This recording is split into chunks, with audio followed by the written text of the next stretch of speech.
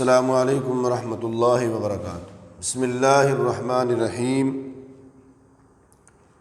اسلامیات class نہم، صفحہ 41 تا 44، الدرس الثانی بے سورۃ الانفال، آیت 38 تا 44 کی تشریح۔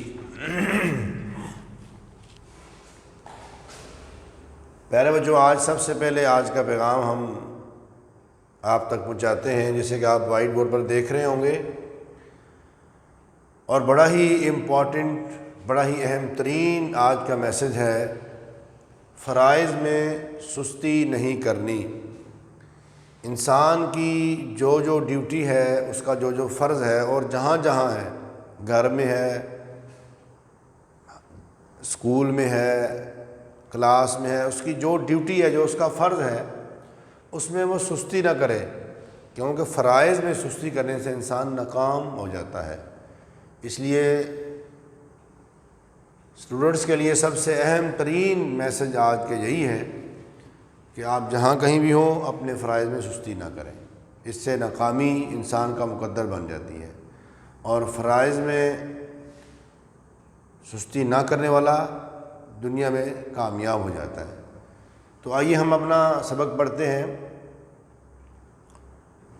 تو جو سبق ہم نے کل پڑھا، اس کے اندر الفاظ معنی بھی تھے اور با محاورہ ترجمہ بھی تھا، تو آج ہم اس کی تشریح پڑھتے ہیں۔ تو آیت نمبر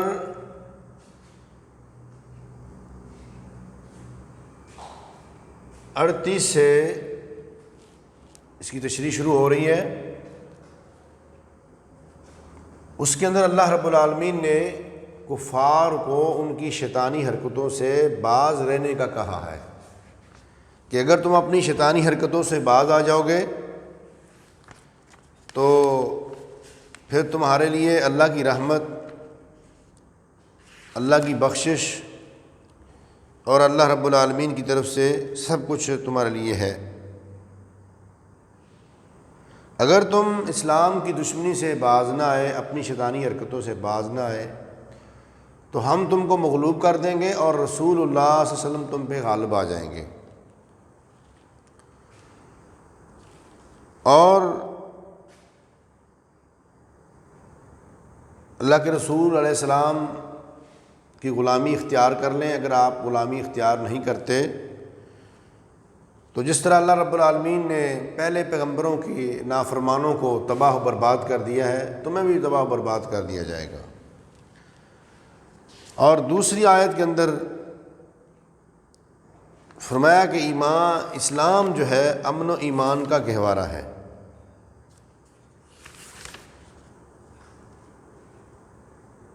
وَقَاتِلُوهُمْ حَتَّى لَا تَكُونَ فِتْنَةٌ، کہ یعنی کفار کے ساتھ لڑتے رہو یہاں تک کہ دنیا میں فتنہ و فساد باقی نہ رہے۔ اسلام کی جو نفسیات ہے، اسلام کے اندر امن ہے، اسلام کا معنی ہی امن و سلامتی ہے۔ فتنے کو اسلام پسند نہیں کرتا، قتل و غارت کو، مار دھاڑ کو یہ اسلام پسند نہیں کرتا۔ عموماً جب یہ دیکھا گیا ہے کہ جب بھی اسلام فروغ پاتا ہے، اسلام سٹینڈ ہونے لگتا ہے، تو اس وقت کفار شرارتیں کرتے ہیں تاکہ اسلام کو نقصان پہنچے۔ تو ایسے حالت میں اللہ رب العالمین نے پھر مسلمانوں کو بھی مستعد کر دیا کہ تم بھی جہاد کے لیے کھڑے ہو جاؤ، اپنے اسلام کے لیے، اپنی تہذیب اور کلچر ثقافت کے لیے، توحید کے لیے، سنت رسول کے لیے۔ تو اس لیے اللہ رب العالمین نے یہاں پر فرمایا کہ وَقَاتِلُوهُمْ حَتَّى لَا تَكُونَ فِتْنَةٌ، کہ تم ان کافروں سے لڑتے رہو اس وقت تک جب تک کہ یہ دنیا کے اندر سے فتنہ ختم نہیں ہو جاتا۔ تو اگر یہ باز آ جائیں تو ان کے لیے بہتر ہے، اگر باز نہ آئیں تو اللہ رب العالمین نے اگلے آیت میں فرمایا کہ کافر باز نہ آئے تو اللہ کی مدد پھر آئے گی، جیسے بدر کے اندر آئی، اللہ تعالیٰ نے فرشتوں کو اتارا، فرشتے اللہ کی مدد کی صورت میں اترے۔ تو اگلی بات ہے مال غنیمت کی تقسیم کا طریقہ بیان کیا گیا آیت نمبر 41 میں۔ خمس کا آپ نے لفظ پڑھا کہ مال غنیمت میں سے جو خمس ہے وہ جو ہے للہ وللرسول ولذی القربى والیتامى والمساکین وابن السبیل۔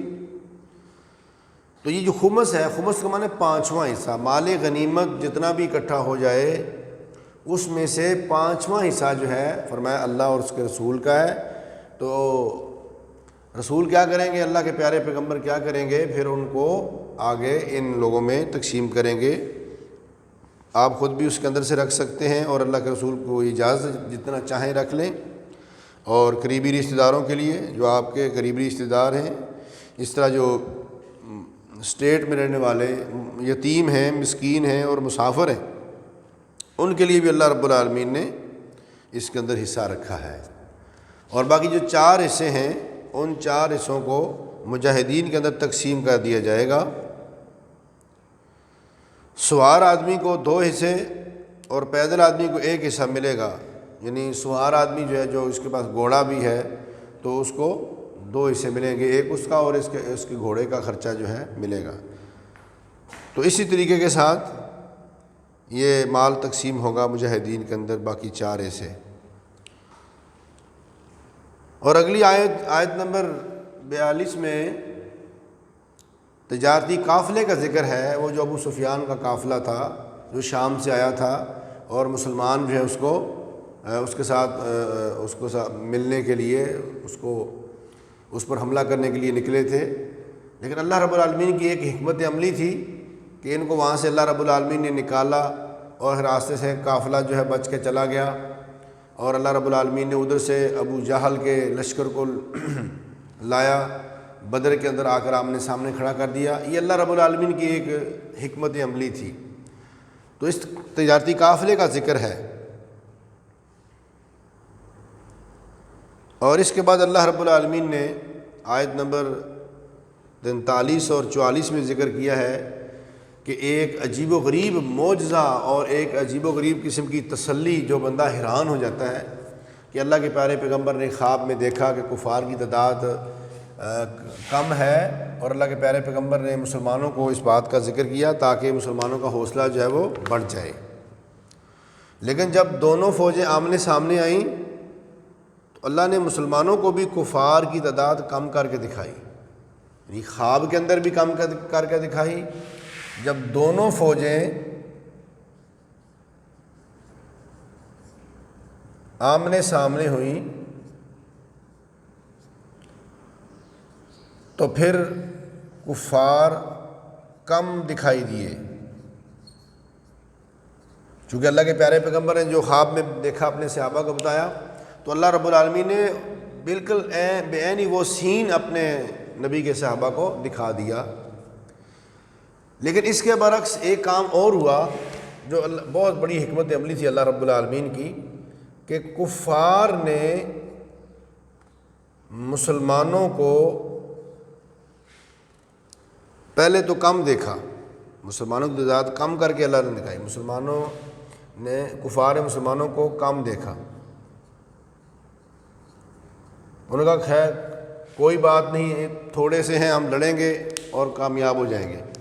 لیکن جب لڑائی شروع ہوئی تو کیا دیکھتے ہیں، کفار نے دیکھا کہ مسلمانوں کے غول کے غول ان پر چڑھ رہے ہیں، یعنی مسلمانوں کی تعداد نہیں، یہ کمک آ گئی ہے پیچھے سے۔ تو یہ اللہ رب العالمین نے ایک حکمت عملی کے ساتھ مسلمانوں کو حوصلہ بھی دیا، ان کی مدد بھی کی، اور ان کو جنگ کے اندر لڑنے کے طریقے بھی سکھائے۔ تو اللہ رب العالمین کی مدد کے ساتھ یہ جنگ بدر جو ہے، اس کو اللہ نے اسی سبق کے اندر یوم الفرقان کہا ہے، فیصلے کا دن۔ اللہ نے آج فیصلہ کر دیا کہ حق جو ہے وہ ہمیشہ تباہ و برباد ہو جاتا ہے۔ تو پیارے بچوں، یہ تھی آج کی آیات کا مختصر خلاصہ 9 پوائنٹس کے اندر۔ تو آپ اپنی بک سے یہ دیکھ سکتے ہیں، میں نے اختصار کے ساتھ آپ کے سامنے لکھا ہے۔ تو آخر میں آپ سے یہ التجا ہے کہ آپ ان 9 پوائنٹس کو لکھیں اور اس تشریح کو یاد کریں۔ تشریح لکھیں اور یاد کریں۔ اگر آپ پوائنٹس کی صورت میں کر لیں گے تو آپ کو یہ بہت آسان ہو جائے گی اس کی تشریح، اور اس کے اندر سے بہت سے شارٹ کویسچن اور بہت سی معروضی بھی اس کے اندر سے نکل آئے گی۔ السلام علیکم ورحمۃ اللہ وبرکاتہ۔